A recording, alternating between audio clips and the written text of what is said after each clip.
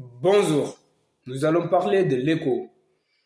Comme l'euro est unique dans l'Union européenne, l'ECO est le nom d'un projet unique des 15 pays de la communauté économique des États de l'Afrique de l'Ouest. Elle est composée de 15 pays généralement francophones et anglophones. Cette communauté date des années 1960. La mise en place de cette monnaie unique en remplacement du franc CFA, qui est la monnaie actuelle de la communauté, était prévue pour le troisième trimestre 2020, mais elle a été repoussée. En effet, ce projet rencontre des problèmes qui sont essentiellement économiques, mais aussi politiques. Des études avaient évalué la soutenabilité du projet de monnaie unique dans la zone CEDEAO pour savoir si cet espace constituait une zone monétaire optimale. Toutes s'accordaient que la CEDEAO ne constituait pas, du moins au départ, une zone monétaire optimale et pointaient de sérieux problèmes à résoudre comme la divergence des socles, les différences de termes de l'essence et de fiscalité et l'absence de coordination budgétaire. Face à ce constat, les autorités de la CEDEAO ont décidé,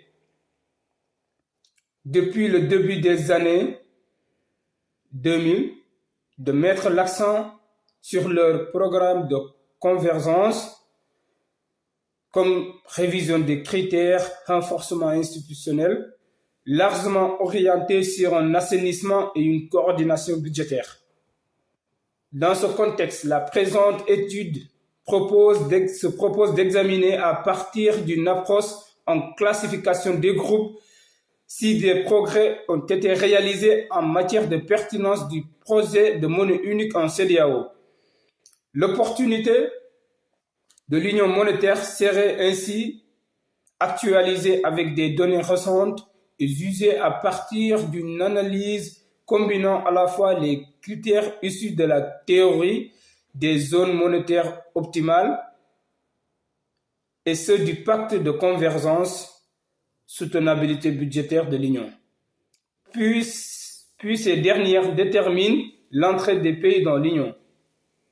Par ailleurs, le Nigeria ne joue pas son rôle de leader suffisamment engagé à tirer les pays vers le haut, parce qu'il y a des coûts économiques et des coûts sociaux que le Nigeria